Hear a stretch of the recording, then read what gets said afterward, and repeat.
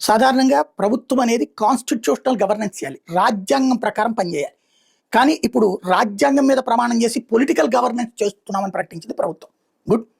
Political governance అంటే ప్రజామోదయోగ్యమైన పనితీరా, ప్రజలకి సంబంధించి మన కార్యకర్తల పనితీరు, మన కార్యకర్తల ఇష్టారాజ్యంగా ఉండటమా?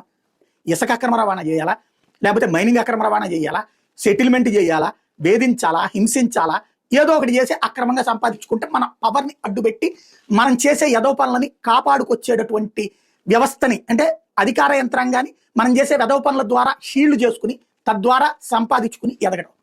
ఇది పొలిటికల్ గవర్నెన్స్ అవుతోంది. ఇప్పుడు ఈ పొలిటికల్ గవర్నెన్స్ని పెంచి పోషించమని చెప్తోంది.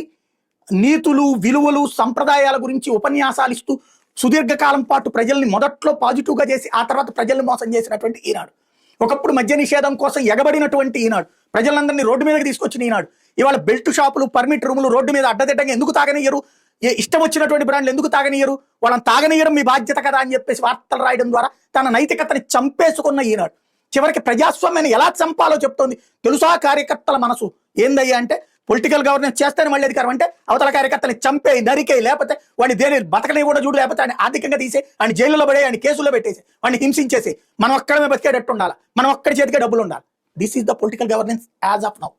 అది ఎందుకు చెయ్యరు అని అడుగుతోంది, చెయ్యమని చెప్తోంది. జర్నలిజం అనేటటువంటిది ప్రజల బాగు కోరాలా, ప్రజల నాశనం కోరాలా అంటే, ప్రజల నాశనం అనేటటువంటిది కాదు, ఒక వర్గ నాశనంతో ఇంకొక వర్గం బాగుపడాలని కోరుకుంటున్నటువంటి ఒక విచిత్ర వికృత జర్నలిజానికి సజీవ సాక్ష్యం ఇది.